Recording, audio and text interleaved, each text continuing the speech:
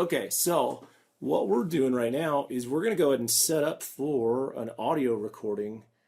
And in this audio recording, the big goal is to be able to set up audio feed coming in as an audio path and to be able to record it. And the big goal here obviously is having it sound good. But up front, we really just want to be able to get to the process and get fluid with the process of doing it. So what I'm going to do right now is I'm doing this acoustic guitar track. So let's just say I'm going to call this my AC guitar recording. And we're setting this up. We're going to title it. We're going to make sure our sample rate is set to what we want it. In this instance, I'm going to use 441K and 32-bit float. All this other stuff's going to be good. And it's going to prompt me for location. It's going to say, where do you want it? I do something called the daily, which I definitely encourage you guys, as soon as you start recording a lot, like the big thing is hours spent, time spent just jamming on this stuff. So I absolutely would encourage you to keep an interesting folder like this, like what I call the dailies. And the dailies are just today's recording, right? This is today's recording for what we're doing right here, right now. So I'm going to drop it in. There we go. And right now we should be seeing our edit window, and we're just going to stretch that out, and our mix window. I'm going to use Command-Shift-N, and I'm going to go ahead and create a couple things. The first thing that I want that's super important is I'm going to want my stereo master fader above all things right away. And then I'm going to want as many mono tracks as I want. Now notice I'm doing a stereo guitar, but these aren't great in stereo. They're better to do them as multi-mono. So I'm going to create two mono audio tracks. And then in this instance, I'm going to title them, I'll title them AC guitar. Bam, done. All right, looks great on this end. Now what we have to do is we're going to go ahead and change some of these views here. We actually don't need comments, and we don't need all this other stuff. Track color works for me. And then let's go to the mix window. All we're looking for here is we want to make sure that we have our inputs correct coming in, whatever inputs they are. All right. In order to do that, a lot of times the easiest way is double check the playback engine.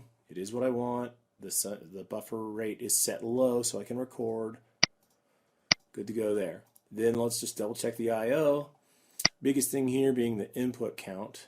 Making sure that's all good. As soon as you confirm it, you can move on. And then if we're really going left-right, I'm going to pan this left, I'm going to pan this right. Double check again. Got input 1 left. That's what this one's called on the UAD. And good there. Now, from here, we can record arm. Sorry, the panner didn't go all the way. But we need one more thing, and that is we want a click track to be able to play to. So I'm going to go to Track, Create Click.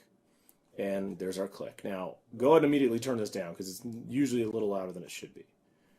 And on the plugin itself, if this is your first time using it, what I want you to do is set up a preset for yourself that doesn't sound terrible like the one that comes up automatically. What I like to use is the wood block. If you go to blocks, wood block, in the first bank, and the same in the second, blocks, wood block, in the second bank. And then if you push play, you should immediately start to hear those levels come through. Oops.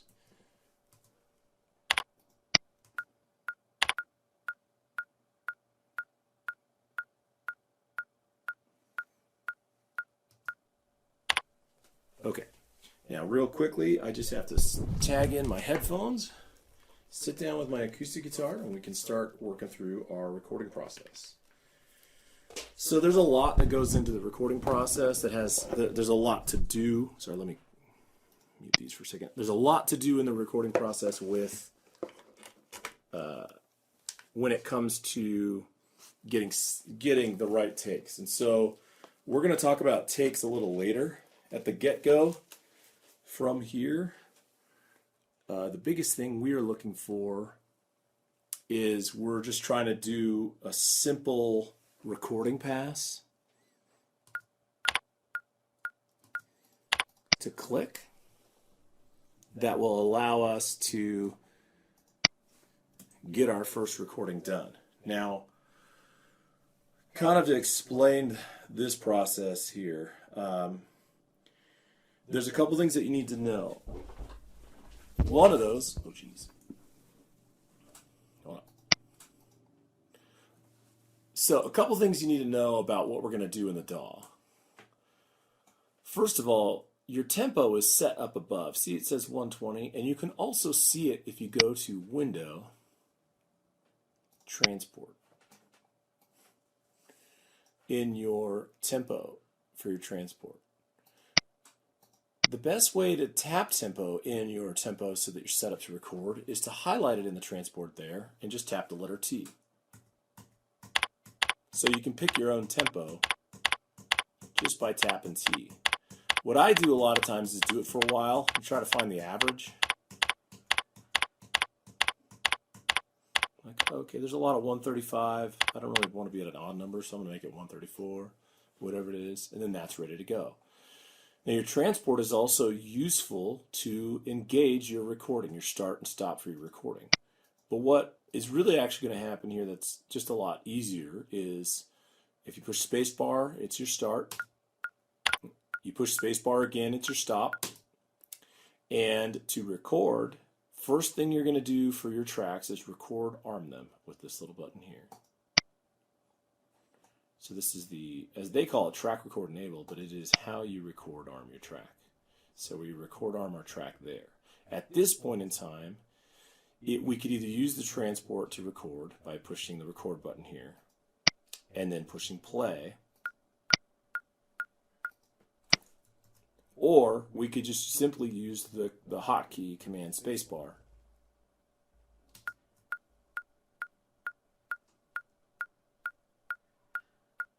And away we go.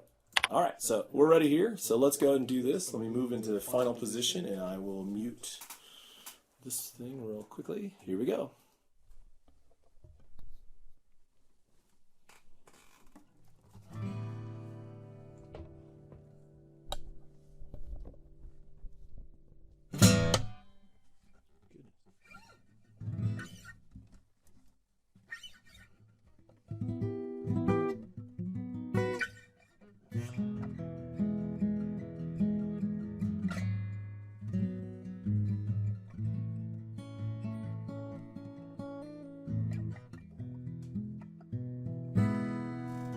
Okay, so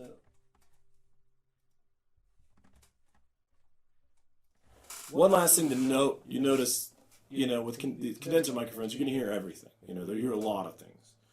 Have a good shirt that's not like that doesn't have zippers or anything weird on it. So sweats are perfectly acceptable in the studio because you don't get that. But you also just want to be aware of certain things. You know what I mean? Like I caught my watch on the guitar right when I set it down. But the squeaking of the chair, that kind of stuff.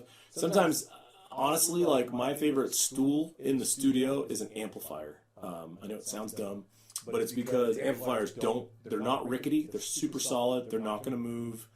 And they're at about the right level if you have a combo amp. So definitely a strong recommendation for me for that. Stools are terrible. That's what I'm on right now, because you're going to hear everything. But just pick your placement. Have your artist stay nice and tight. Try to hold the frame. Don't worry about all the other stuff with the finger movement. That's all part of the gig. All right, so let's get rolling.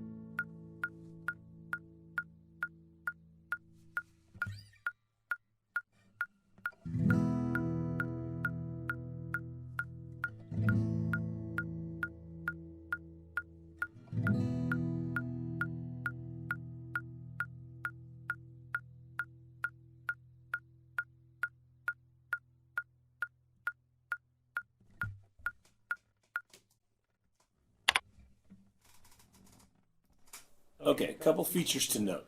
Obviously, there's a couple features to note that are super important about this process. One is always leave space on the front end, no matter how much time you need. Okay, so like for me, it could be 2 bars, meaning an 8 count. It could be a 16 count. A lot of times, it's just whatever it takes to make the artist feel comfortable. The other thing is if they're playing by themselves and there's nothing else laid down, as an engineer, don't jump so fast to stop and start.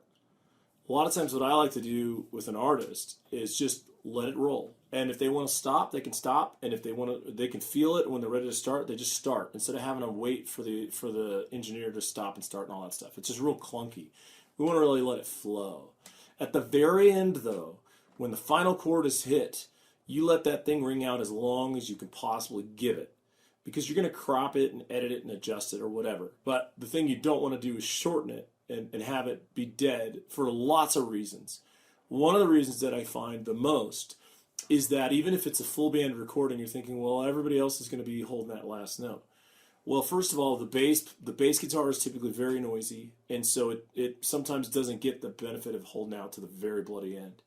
The electric guitars, depending on if you have electric guitars, what are they doing? Are they noisy? If they're noisy, they're not going to make it to the end. Meaning, you have to have something that's good and strong and pure that is going to make it to the end. Sometimes that is the acoustic guitar, or like an acoustic piano, you know.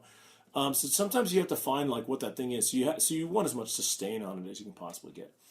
And I think it's also just important to note that like the click track volume does not present an issue until that final hold. In the final hold, sometimes it's advantageous to just have the engineer manually mute the click on that last hit. Everybody just hit that last hit. Whoever's at the controls and Pro Tools, mute that click so it's dead. Okay, because that way you don't have to worry about the bleed in anybody's headphones, because everybody just hit a downbeat right at the end. If you're able to automate that, that's even better if you know how long the song is going to be. But that's just the most basic element of now we've captured the recording. Now, is there a lot of work to be done from here? Absolutely. Step 2 of this is using playlists, and step 3 of this is the editing process and the comping of those playlists. So for now, that's it.